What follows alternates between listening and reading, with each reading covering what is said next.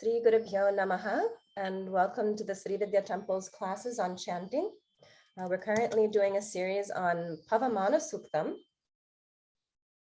and I believe this is the third class. So we'll start with the Ganapati prayer, and then what I'll do is I'll chant what we've learned so far by myself, and then we'll go on.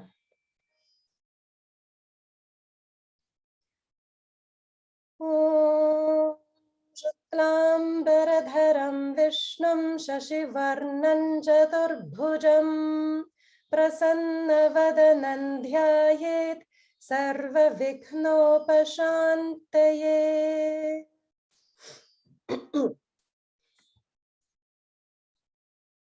Om Hiranyavarna Shuchayah Pavakaya Sujatah Kashyapo Yasvindraha Agniya Garbhandadhire Virupas Tana Apashakusyona Bhavantu Yasagum Raja Varuno Yati Madhye Satyanrute Avapashyanjananam Madhushchutashuchayo Yav Pavakas Tana Apashakusyona Bhavantu Yasaan Deva Divi Kranvanti Bhakshanya Antarikshe Bahudha Bhavanti Yav Prithivim Payasondanti Shukras Tana Apashakusyona Bhavantu Shivena Machakshusha Pashyata Pashivaya Tanuvopas Sprushatattvacham Me Sarvagum Agnigum Rapsushado Huve Vomahi Varcho Palamojo Nidhatta Pavamana Suvarchanaha Pavitrena Vicharashanihi Yah Pota Sapunatuma Punantuma Deva Janaha. Okay, I think that's everything that we did last time, or in the last two classes. And as you can hear, my voice is a little bit scratchy as I'm getting over something. So my apologies for that. But Charu Auntie, do you want to start off repeating the lines? Sure. Okay.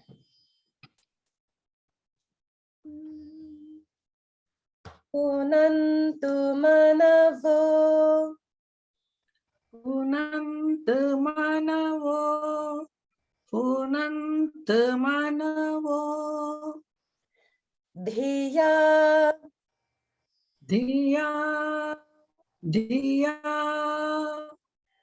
Punantu manavo Dhiya Punanta manavo, Diya, Punanta manavo, Diya. Very good. So just notice the Mahaprana, Dhi in Dhiya. Okay, next line. Punantu Vishva Punanta Vishwa, Punanta Vishwa, Ayavaha Ayavaha, Ayavaha, Punantu Vishva Ayavaha Punanta Vishwa, Ayavaha, Punanta Vishwa, Ayavaha. Good. Let's try the two lines together. Punantu manavo Dhiya Punantu Vishva Ayavaha Punanta manavo Dhiya, Punanta पुनन्त विश्व आयवः पुनन्त मनवो धिया पुनन्त विश्व आयवः. Very good. Jata Veda. Jata Veda Jata Veda Pavitravat. Pavitravat Pavitravat Jata Veda Pavitravat. Jata Veda Pavitravat Jata Veda Pavitravat. Good.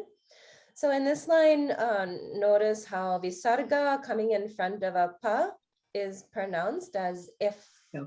If. Vedaf Pavitra. Okay. Next line. Pavitrena. Pavitrena Pavitrena Punahima. Punahima Punahima. Very close, but notice that in Punahima, there are no swara marks. So it's all the middle note. So just one note. Punahima. Punahima Punahima. Good. Pavitrena Punahima. Pavitrena Punahima Pavitrena Punahima. Good. Now let's try the two lines together. Jata Veda Pavitravat Pavitrena Punahima. Jata Veda Pavitravat Pavitrena Punahima Jata Veda Pavitravat Pavitrena Punahima. Second line has good swaras, but the first line, the swaras were shifting a little bit. Okay, so just notice that Jata Veda, Jata Veda, Jada Veda Jada Veda. That's it. Pavitravat, Pavitravat Pavitravat good. Jata Veda Pavitravat, Jada Veda Pavitravat Jada Veda Pavitravat. Very good. So let's go on to Shukrena. Shukrena. Shukrena Shukrena Devadityat. Devadityat Devadityat. Good. So here, only one tricky thing is that they're in Didyata, there's holding after a dirgha. So it's a very common thing to forget, but just notice that that's there. Let's try the whole line. Shukrena devadityat. Shukrena Devadityat Shukrena Devadityat. Very good. Just one swara didn't come out. In Deva, the va goes down. Deva Deva. Deva Dityat. Dityat Dityat. Good. Shukrena devadityat. शुक्रेण देवदीत्यत् शुक्रेण देवदीत्यत् Good. Agne kratva. Agne kratva Agne kratva Good. Kratugum ranu. Kratuhum ranu Kratuhum ranu. Good. And in this line, there's another tricky thing, which is that there's two places where there's holding after a dirgha, but it's split between two words and they come right next to each other. So this line gets a little bit tricky. So you want to make sure that there's holding on the ik in kratva, and then again in the ik in kratugam. Okay, so we'll try that.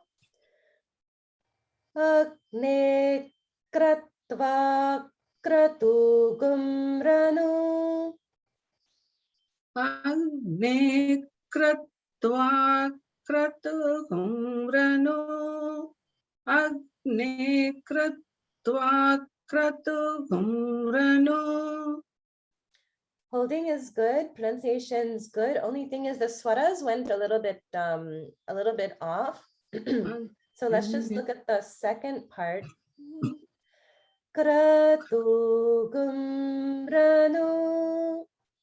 Kratuhum ranu Kratuhum ranu. Okay, those are the swaras. Let's try the whole line one more time. Agne kratva kratugum ranu. Agne kratva kratuhum ranu Agne kratva kratuhum ranu. Okay, closer. Swaras are still a little bit off. So what I'll do is I'll chant this one line myself 5 times as a practice. Okay. Agne kratva kratugam ranu. Agne kratva kratugam ranu. Agne kratva kratugam ranu. Agne kratva kratugam ranu. Agne kratva kratugam ranu. All right, so now what I'll do is I'll go back to the beginning of the short lines and I'll chant everything we've learned so far by myself.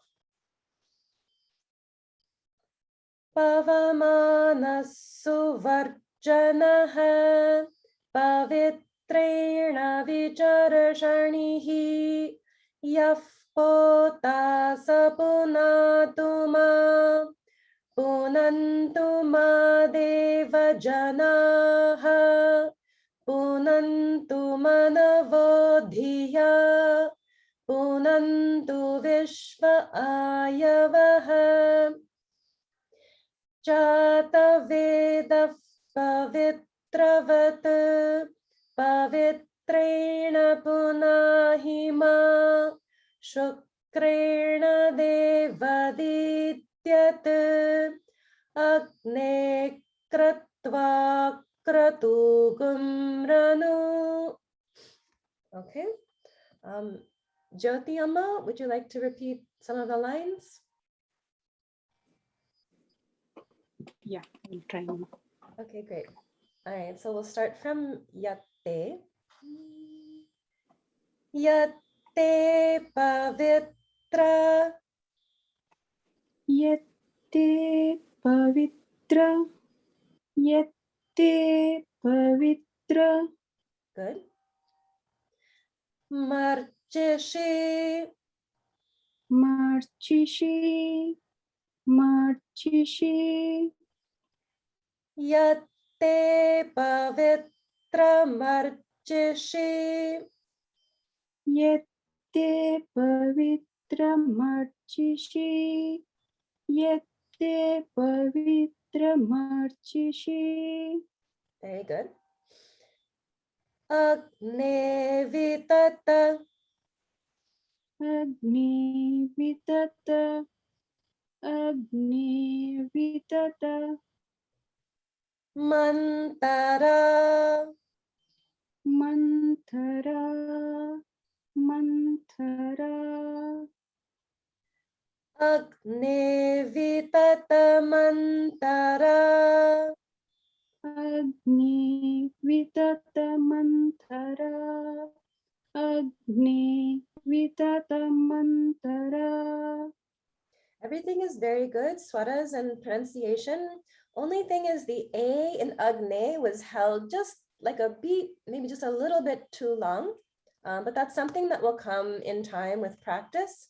And also listening to Chalakere brothers on a regular basis will give you a really good sense of timing and the beats, the matras in each sound.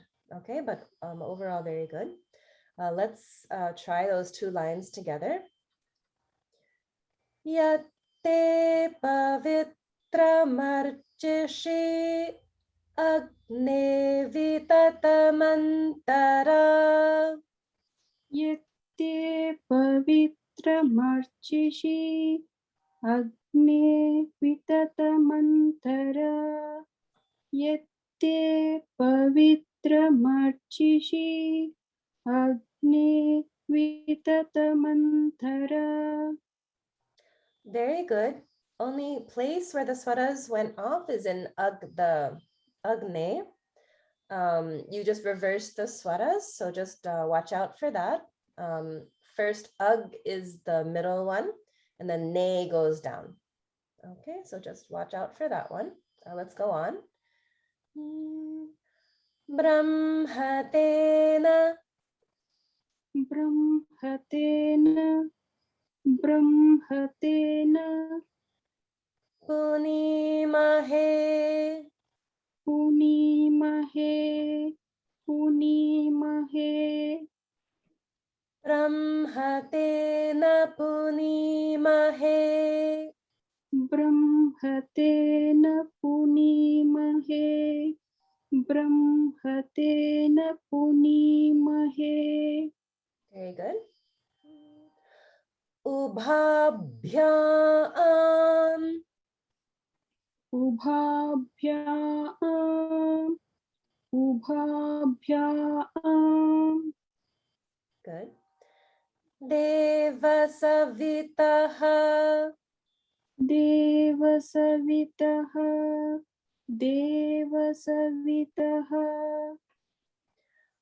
Ubhabhyam devasavitaha. Ubhabhyam devasavitaha. Ubhabhyam devasavitaha. Very good. So in this line, we can see that there is holding after a dirgha in ubhabhyam. And then also in the at the end of the word ubhabhyam, there is anuswara, which gets pronounced as in front of deva, bhyan deva. Okay, so very good. Okay, so let's see. Let's try the two lines together. Brahmatena punimahe. Ubhabhyam devasavitaha. Brahmatena punimahe. Ubhabhyam devasavitaha. Brahmatena punimahe. Ubhabhyam devasavitaha. Very good. Pavitrena. Pavitrena. Pavitrena. Savena cha. Savena cha. Savena cha. Pavitrena savena cha. Pavitrena savena cha. Pavitrena savena cha. Very good. Just watch out for savena. The sa goes down. Savena cha. Savena cha. Savena cha. That's it.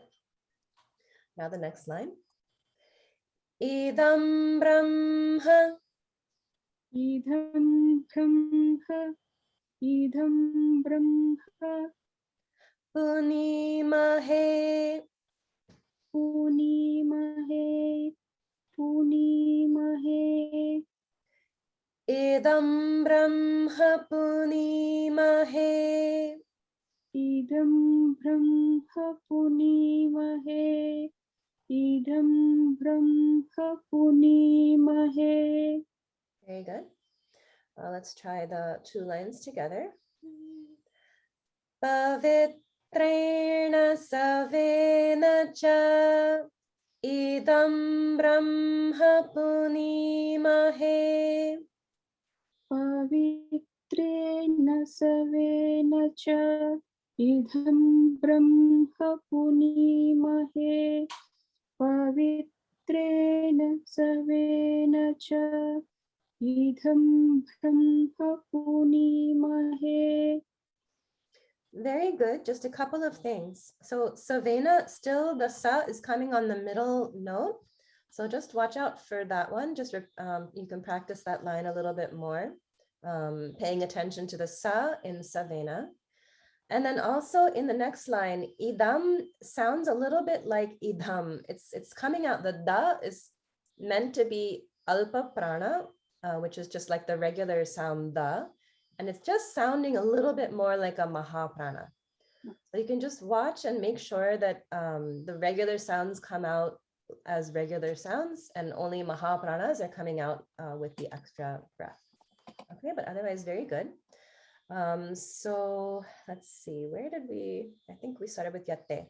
So now what I'll do is I'll go back and I'll chant by myself the last 6 lines that we did. Yatte pavitra marchishi agne vitatamantara brahmatena punimahe ubhabhyam deva savitaha pavitrena savena cha idam brahma punimahe. Okay. So next we come to some lines that are just very slightly longer, still not too long. Nileshwari Amma, would you like to repeat the lines, or if not, that's all right. Sorry, Ektaji, I just joined. I'm just trying to, I just saw the message. So give me 5-10 minutes. Let me get the script and I'm happy to join. No Thanks. problem. No, take your time. Okay, so Charu auntie. Oh, you want to? Yeah. Okay. All right, so starting from Vaishva Devi. Vaishva Devi. Vaishwadevi, Vaishwadevi, Punati. Punati, Punati,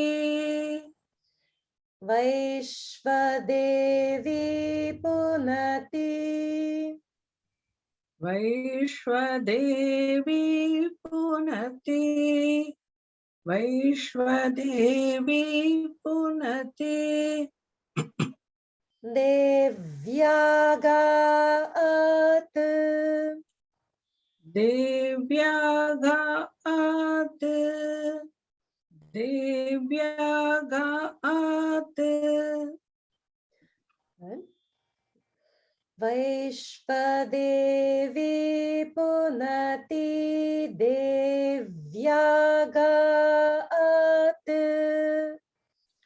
Vaishvadevi punati devyagat. Vaishvadevi punati devyagat. Very good. Swaras are all correct. Only thing is just a little bit more holding on the iv in devya. Devya. Okay. Now the next line. Yasyai bahvis. Yasyai bhagvis. Yasyai bhagvis. Good. So in this, the tricky thing is the sound combination of ha together with va. So anytime you have the ha sound or hakara combined with any other sound, it's very tricky because in most languages, we don't ever have any holding on the sound. So that's a challenging one and definitely one to watch out for and work on getting it to come out correctly. Okay, let's go on. Tanuvo. Tanuvo. Tanuvo. Yasyai bahvis tanuvo. Yasyai bhagvis tanuvo. Yasyai bhagvis tanuvo. Vita prashtaha.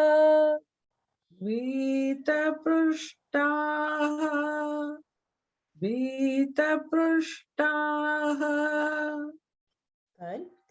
Just notice that in prashtaha, the ta is actually mahaprana. Prashtaha. Prashtaha. Okay, let's try the whole line. Yasyai bahvis tanuvo vita prashtaha. Yasyai bhagvis tanuvo vita prashtaha. Yasyai bhagvis tanuvo vita prashtaha. Very good. First two parts of words, the swaras got a little bit reversed though. So just watch out for that, the yasyai and bahvis. Okay, let's go on to the next line. Tayamadantas. Tayamadanta. Tayamadanta. Sadhama. Sadhama. Sadhama. Sadhamadhyeshu. Sadhamadeshu. Sadhamadeshu. Good. Tayamadantas sadhamadhyeshu. Tayamadantas sadhamadeshu. Tayamadantas sadhamadeshu.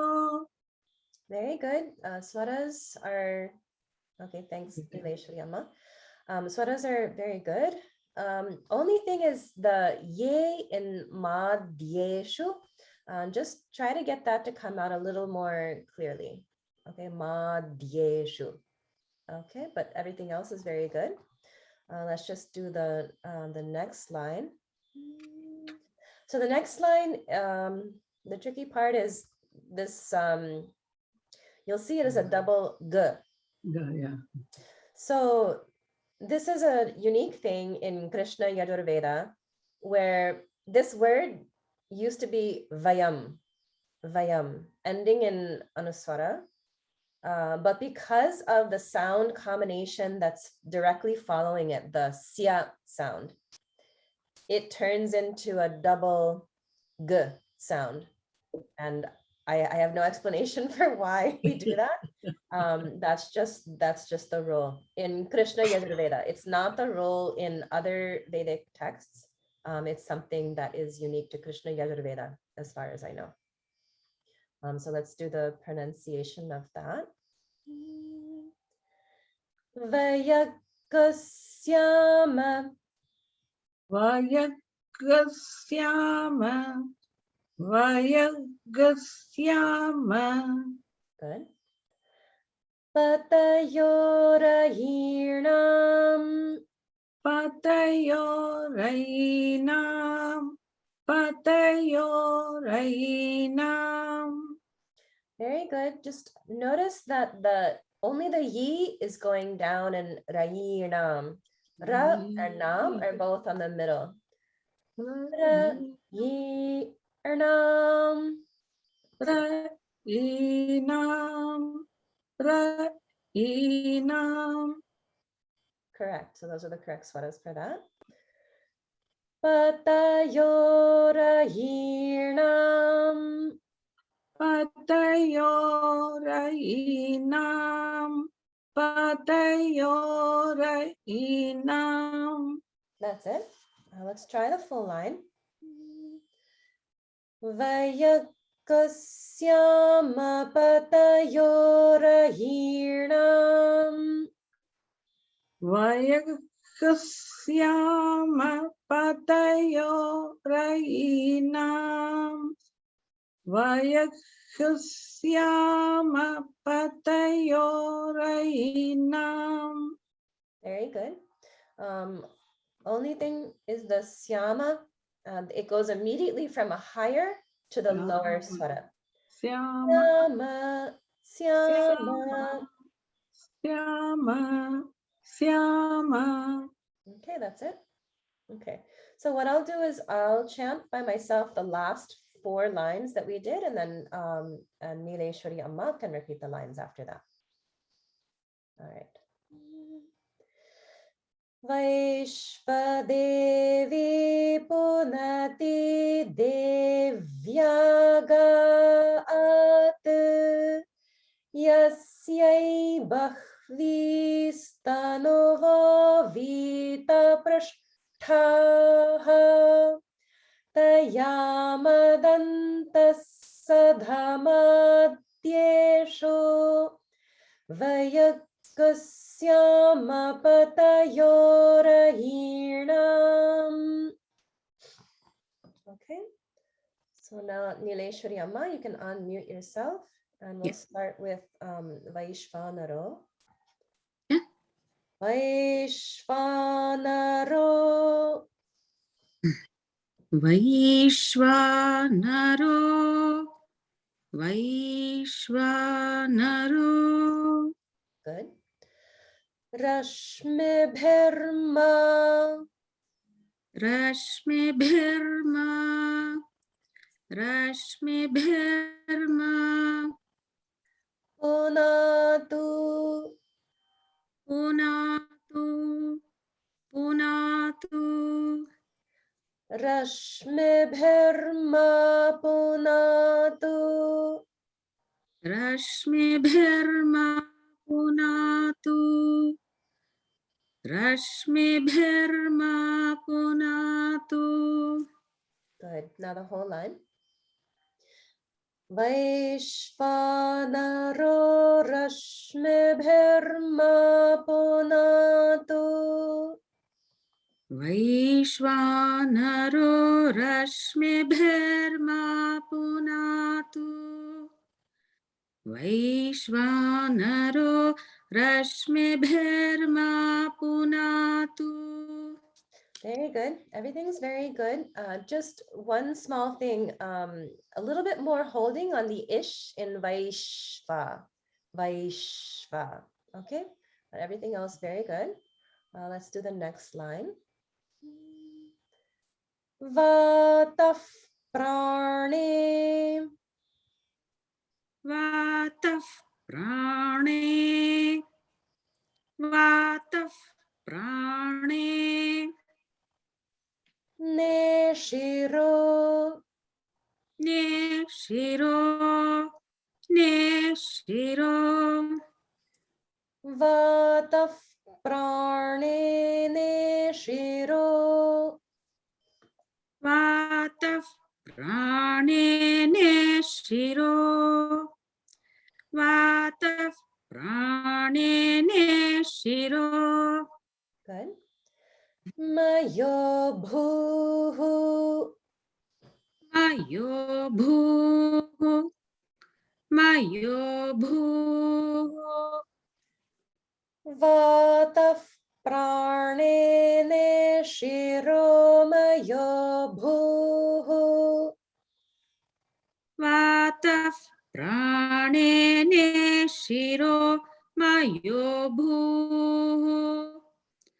Vatah prane neshiro mayo bhu. Very good. Thank you. Let's do the next line. Dyava prithvi. Dyava prithvi. Dyava prithvi. Good. And if anybody's looking at a Tamil script, just keep in mind that the pr in prithvi is the pa consonant with the ra or r vowel. So that's why there's no holding on the ip. So that's something that in the Tamil script that's not always clear. Sometimes it looks like it's a conjunct akshara with the ra sound, but in this case it's the r vowel. Okay, we'll go on. Payasa. Payasa. Payasa. Payobhihi. Payobhihi. Payobhihi. Very good. Just watch out on the bihi. It's actually the middle swara, not the lower swara. Payobhihi. Payobhihi. Payobhihi. That's it. Okay. Payasa payobhihi. Payasa payobhihi. Payasa payobhihi. Good. Dyava prithvi payasa payobhihi. Dyava prithvi payasa payobhihi. Dyava prithvi payasa payobhihi. Very good. Now the next line. Rutavari. Rutavari. Rutavari. Yajniye. Yagniye. Yagniye. Rutavari yajniye.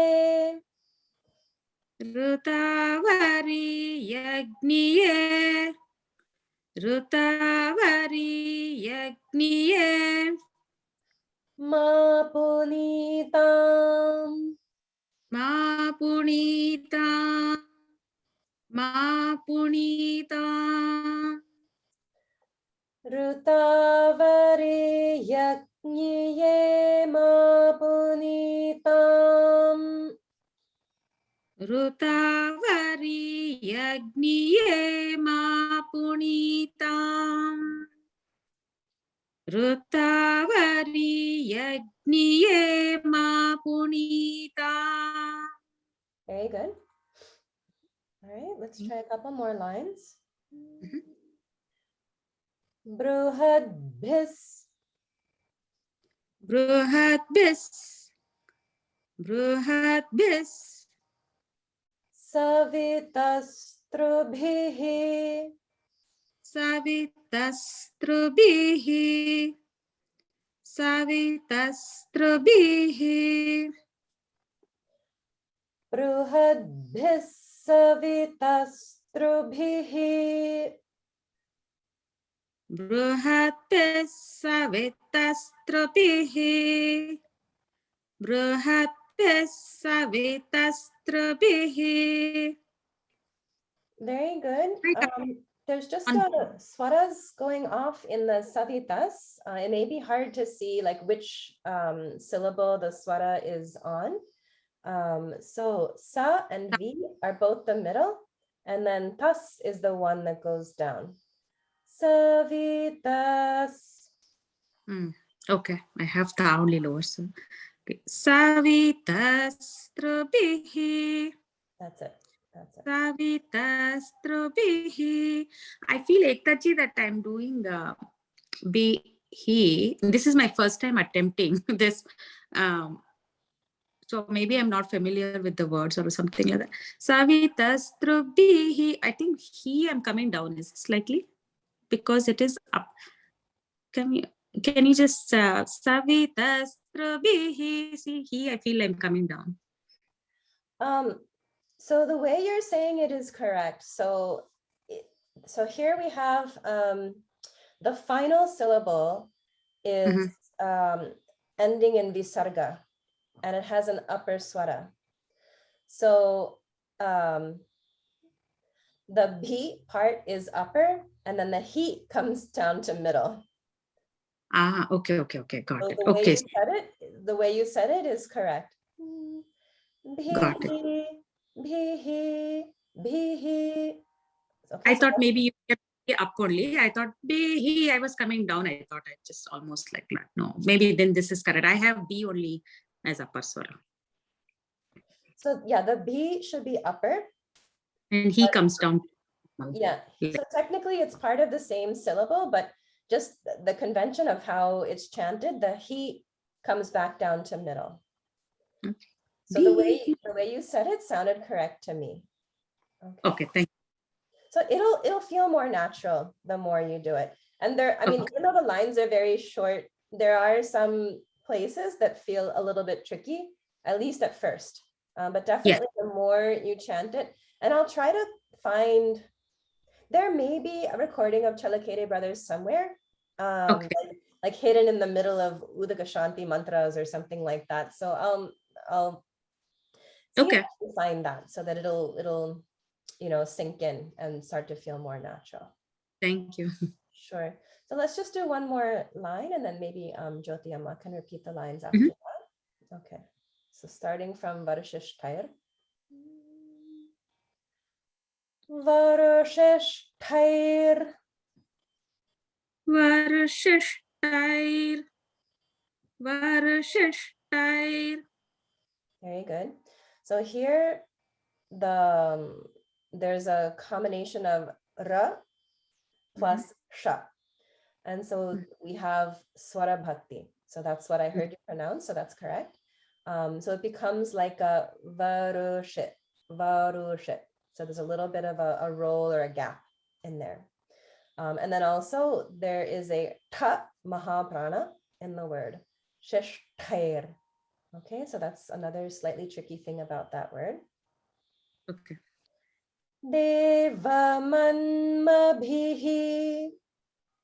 Devamanmabhihi. Devamanmabhihi. Very good. I feel like you're putting a little bit of emphasis on the bhihi, whereas it's just hrasva. It's just a hrasva, mabhihi, mabhihi. Okay, Got so it. there's no like if that were dirgha, then there would be more emphasis on it and held for longer, but it's hrasva. Okay, so let's try the full line. Varashishtair devamanmabhihi. Varashishtair devamanmabhihi. Varashishtair devamanmabhihi. Good. So the bhihi sounds more correct now. So only thing is just focus on pronouncing the ta mahaprana a little bit more strongly, and also the holding on air de.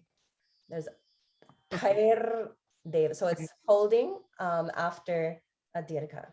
Okay, but otherwise very good. So what I'll do is I'll go back to Vaishvanaro and I'll chant by myself the last 6 lines that we did. Thank you. Thank you. No problem.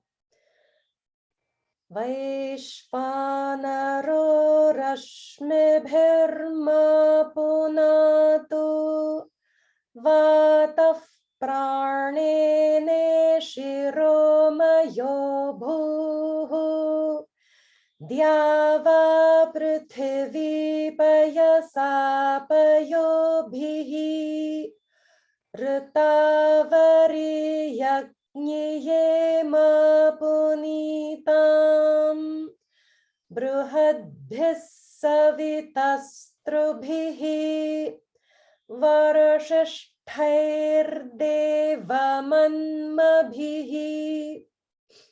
Okay. Oh, actually, we're right at 11. So I think we'll stop there. Next time we'll pick up from Agne Dakshay. Okay. All right. So thank you, everyone. Thank you. And I feel better soon.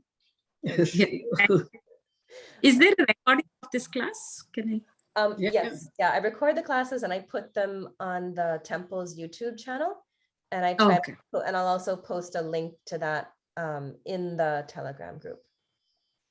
Thank you so much. Okay, Sri Gurubhyo Namaha. Thank you.